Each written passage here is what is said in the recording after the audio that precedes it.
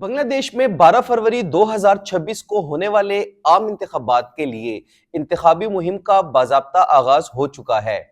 یہ انتخابات اس لحاظ سے غیر معمولی اہمیت رکھتے ہیں کہ یہ سابق وزیر اعظم شیخ حسینہ واجد کی حکومت کے خاتمے کے بعد منعقد کیے جا رہے ہیں۔ ملک کی سیاسی تاریخ میں یہ مرحلہ ایک بڑے سیاسی موڑ کے طور پر دیکھا جا رہا ہے، کیونکہ برسوں تک اقتدار میں رہنے والی عوامی لیگ اس بار انتخابی عمل سے باہر ہے، جبکہ نئی اور پرانی سیاسی قوتیں میدان میں آمنے سامنے ہو چکی ہیں۔ شیخ حسینہ واجد کی حکومت کے خاتمے کا پس منظر بنگلہ دیش کی حالیہ سیاسی تاریخ کا سب سے ہنگامہ خیز باب سمجھا جاتا ہے۔ 2024 اور 25 کے دوران ملک بھر میں حکومت مخالف مظاہرے، طلبہ تحریکیں، مہنگائی، بے روزگاری اور سیاسی جبر کے خلاف احتجاج مسلسل بڑھتا رہا۔ ان مظاہروں میں نوجوان طبقے نے مرکزی کردار ادا کیا، جس کے نتیجے میں ریاستی نظام پر شدید دباؤ آیا۔ بالآخر سیاسی بحران اس حد تک بڑھا کہ حسینہ واجد کی حکومت ختم ہو گئی اور ایک عبوری سیٹ اپ کے تحت ملک کو عام انتخابات کی طرف لے جانے کا فیصلہ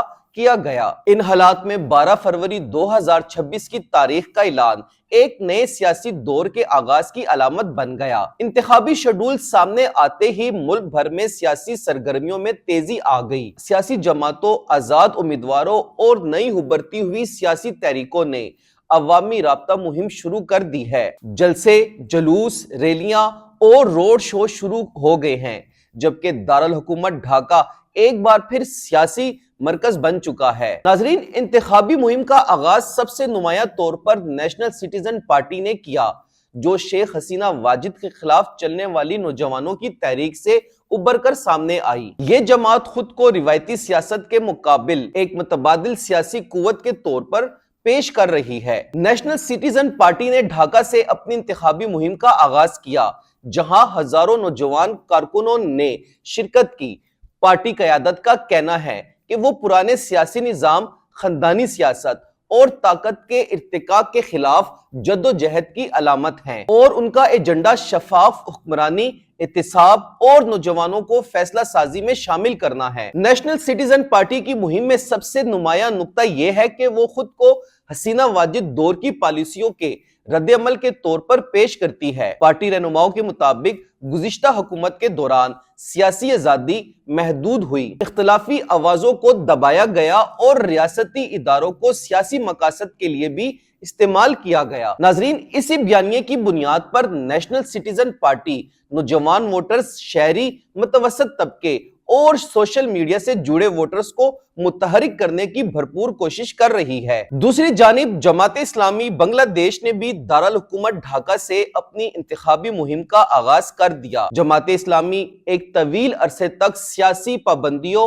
اور عدالتی فیصلوں کی وجہ سے عملی سیاست سے دور رہی، تاہم موجودہ سیاسی خلا میں اس جماعت کو دوبارہ منظم ہونے اور عوامی سطح پر متحرک ہونے کا بھرپور موقع ملا ہے۔ ناظرین، جماعت اسلامی نے اپنی مہم میں اخلاقی سیاست، کرپشن کے خاتمے، سماجی انصاف اور اسلامی فلاحی ریاست کے تصور کو اجاگر کیا ہے۔ ناظرین، جماعت اسلامی کی انتخابی مہم میں یہ پہلو نمایاں ہے کہ وہ خود کو صرف ایک مذہبی جماعت کے طور پر پیش کرنے کی بجائے ایک منظم سیاسی و سماجی قوت کے طور پر سامنے لانے کی بھرپور کوشش کر رہی ہے۔ جماعت کی قیادت کا دعویٰ ہے کہ ماضی میں اسے دیوار سے لگایا گیا، مگر اب عوام ایک بار پھر متبادل قیادت کی تلاش میں ہے۔ جماعت اسلامی خاص طور پر دیہی علاقوں، مذہبی طبقے اور متوسط طبقے کے ووٹرز پر توجہ مرکوز کیے ہوئے ہے۔ ناظرین، بنگلہ دیش نیشنلسٹ پارٹی جو ملک کی سب سے بڑی اپوزیشن جماعت رہی ہے، اس انتخابی عمل میں ایک مضبوط فریق کے طور پر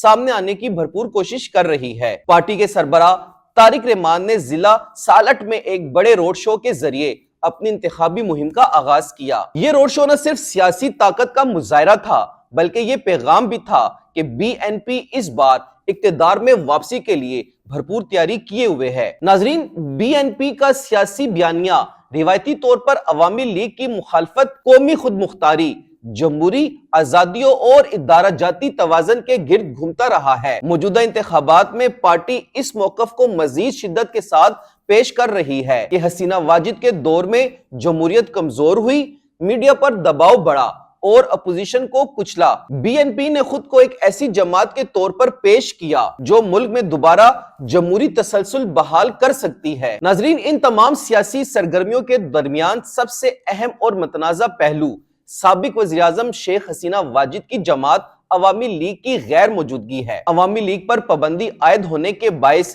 یہ جماعت انتخابی دور سے اس وقت مکمل طور پر باہر ہو چکی ہے۔ عوامی لیگ بنگلہ دیش کی سیاست کی سب سے طاقتور جماعت رہی ہے، جس نے کئی دہائیوں تک اقتدار سنبھالا اور ریاستی پالیسیوں پر گہرے اثرات بھی مرتب کیے۔ اس جماعت کی عدم شرکت نے انتخابات کی شفافیت، نمائندگی اور عوامی مینڈیٹ پر سنجیدہ سوالات کھڑے کر دیے ہیں۔ عوامی لیگ کے حامیوں کا کہنا ہے کہ پارٹی پر پابندی سیاسی انتقام کے مترادف ہے اور اس سے انتخابی عمل یک طرفہ ہو سکتا ہے۔ دوسری جانب عبوری انتظامیہ اور مخالف جماعتوں کا موقف ہے کہ عوامی لیگ نے اقتدار کے دوران ریاستی اداروں کا غلط استعمال کیا، جس کی وجہ سے اس پر پابندی ناگزیر ہو گئی تھی۔ یہ اختلاف رائے آنے والے دنوں میں انتخابی ماحول کو مزید کشیدہ بنا سکتا ہے۔ ناظرین، اگر بنگلہ دیش کے انتخابات کا جائزہ لیا جائے تو موجودہ انتخابات ماضی کے انتخابات سے کئی حوالوں سے مختلف ہیں۔ پہلے انتخابات میں عوامی لیگ